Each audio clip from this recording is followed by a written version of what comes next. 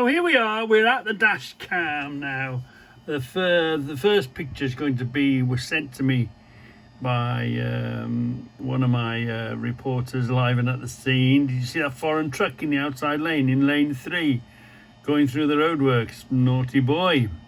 Bloody foreigners. Anyway, before we overwrite everything, I thought we might do a bit of a catch-up. Now, this was a bit odd. What do you think's going on here? There's a person here on the left side and the right side, and there's a bus in the lay-by. Are they looking for something? Did something drop off? I don't know, but look, they're definitely searching. Maybe they're looking for the Dashcam, the Ulfie that fell off the back of my bike doing about 60. I've been there umpteen times and I can't find it. So maybe they also had an Ulfie. Possibly. Maybe they dropped an Ulfie off the back of their bus, a Dashcam or something. I don't know. But anyway, they certainly seem to be looking for something, and there's a bus parked up here. So what do you think about that one? It's different, isn't it? One for you. Granted, it's a fairly quiet bit of road. It's sort of a new bypass thing to do with the toll road. Anyway, what do you think of this?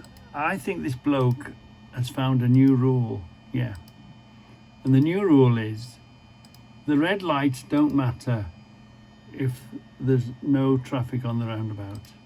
You don't need to stop if there's nobody on the roundabout. If there's nobody to stop for, you don't need to stop.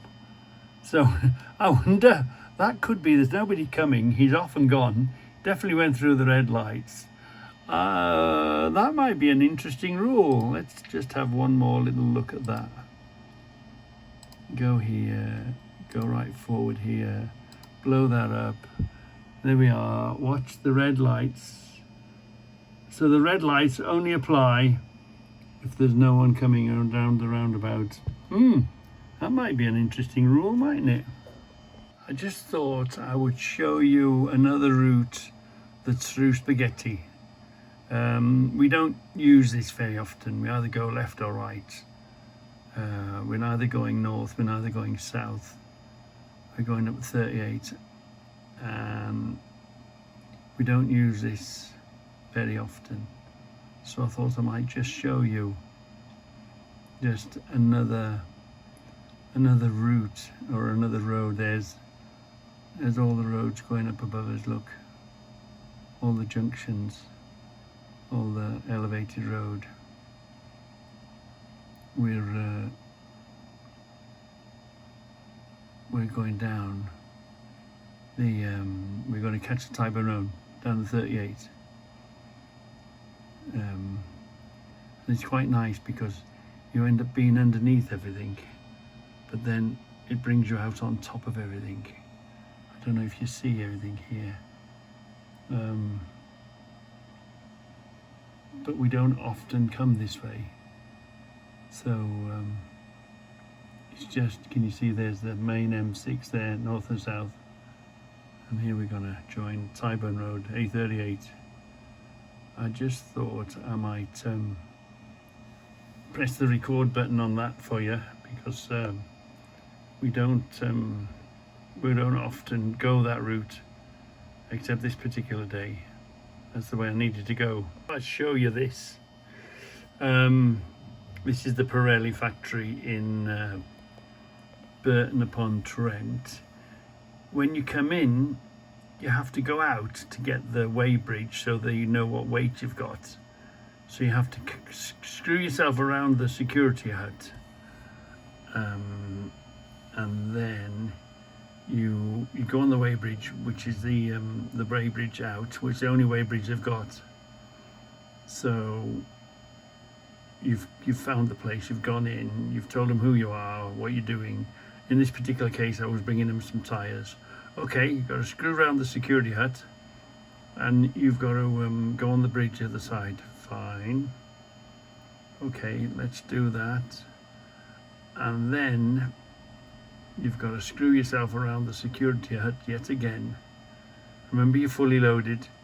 You know, you're rubbing your tires away. Maybe they want you to wear your tires out so that they can sell you some more. I wonder. I don't know. But yeah, you go in, yeah, go on the weighbridge. You screw around here, go back out, and then screw around again and come back in. So maybe it was Pirelli's ploy to make you rub your tires out so they can flog you some more. Who knows? Who knows? So whenever you see these, whenever you're at two major junctions, M6 one way, M42 the other, expect people to be lost and not sure where they're going. So let's look ahead here. We expect something to happen. The brakes are on. Watch him, watch him, watch him, watch him. Oh, I didn't expect it to be a truck to be cutting across that late. But you know, expect anything. Yeah. Somebody wasn't quite on the ball. I guess easily done. Yeah. So you just have to be watching for them. Let's run that from the back a bit. There we are. You can't take it for granted that everybody knows where they're going all the time. The brakes are on. Somebody's jumping lane, I guess. I'm just aware of anything that's going on, keep a good distance, and then all of a sudden, oh look, it was a truck. So, tell me what you think about this. Here we go, look, coming up to a roundabout. Watch what he does, Davis Turner. Let's have a look what this Davis Turner does. If he'd stayed out there, it wouldn't have been too bad. But he sort of cut me up going towards the roundabout, in front of the roundabout. I just thought a little bit unnecessary. There was no need for that. He didn't really know whether I was loaded or unloaded. A bit of driving like a lunatic, driving it like you stole it. Let's have a look at that again. Here we are. Of all the places, maybe he forgot he was in a truck. Maybe he thought he was in a car. And then harsh braking before the roundabout, changing lane last minute before the roundabout, whilst having just overtaken. So, you know, he cut me up a little bit. Drive it like you stole it, Davis Turner. Yeah. So this is going to take a while. I'm going to give you the whole of the story. So anyway, this double-decker comes and passes me. Fine, fair enough. And then this one turns up.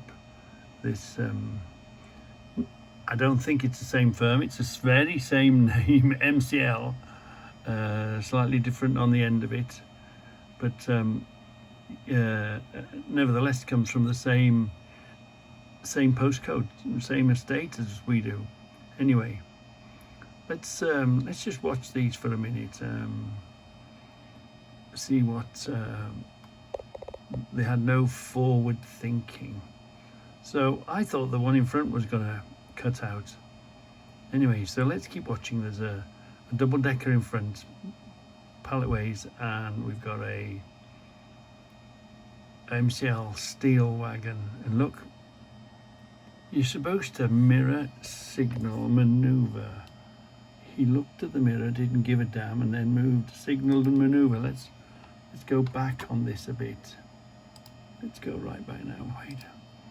There, no signal. No signal. Look, even if he did look in the mirror, he should have let him go by. But he's put a signal on and he's come out almost immediately. 2 flashes, I think it was. Yeah, so naughty. This 42 is bad for it. There's a lot of, and keeping them stuck in the outside lane. So let's just watch these for a while and see what our opinion is. But he's stopping outside again. Cruise control, brain dead passengers. They haven't got any drivers in them, have they? They've only got monkeys as passengers in them. Anyway, So this guy's out here, not only cut his nose off, but sitting there can't pass the guy in front. So it gives us all a bad name. It's just unprofessional driving, isn't it? No thinking. So anyway, it gets him nowhere. We're coming up to the junction. The double decker's coming off anyway, so I probably wouldn't have, knowing that I was coming off, I wouldn't have overtook. I would have just kept the distance behind. And that steel wagon is trapped on the outside, and now he comes in. What a plonker. Yeah, mate, do you know how much of a plonker you look like driving like that? Just keeping everyone back, giving us all a bad name. So this is a big load. Obviously they've been carrying something big somewhere, and now they're coming back empty. But how many wheels and axles and tires? How many tires are on these trailers now? Because it's a trailer pulling a trailer, obviously either going to a job or coming from a job. But have you ever seen so many wheels and so many axles on such trailers? Wow. I forgot to add, look, there's one of them, right? So we pass one here, and then just up ahead there's another one. Or was that the front one? Hold on, wait there. Yeah, that's what I meant to tell you. We'd love to be catching it. I wonder where they were going, or where were they coming from, because there was two of them. There's one set of trailers there, and just ahead, oh, wouldn't we love to catch this load when it was loaded? So they've either already loaded and done the job, or they're going off to do a job. We'd love to know where they're going. We'd love to have seen whatever they were carrying, whatever it was. Serious bits of kit times two. Wow, we missed that one, boys. We missed that one. So here we are, we've got one for you. Now, generally speaking, when a major road splits, you get two lanes going one way and two lanes going the other. And it does happen further on. So maybe he was on the other junctions on the M6 that does this. But have a look at this now. Now, ordinarily, looking at this, you're thinking, well, there's a dual carriageway going this way. This is the dual carriageway. You're allowed to be in the outside lane here. And if these two inside lanes were turning off, fine. But this is 3 lanes, and it's still 3 lanes. So I consider him as being in the fast lane. He shouldn't be there. And this is why. Because the actual signs tell you that this is M6 and this is M6 and that is M6 and M5. Now keep watching. These 3 lanes stay the same. Now this lane peels off, but look, we don't go into 2 lanes. It stays as 3 lanes. Watch this inside lane here. If that peels off, fine, but it doesn't. It stays as 3 lanes. So I'd like to say that this guy was out in the outside lane. He was in the wrong.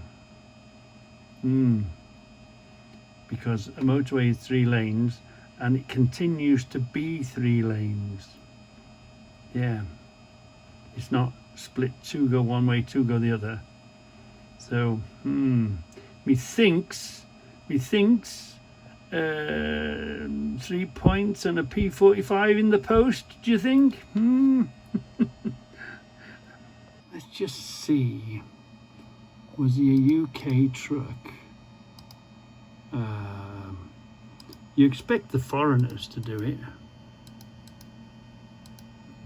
but you can't tell now.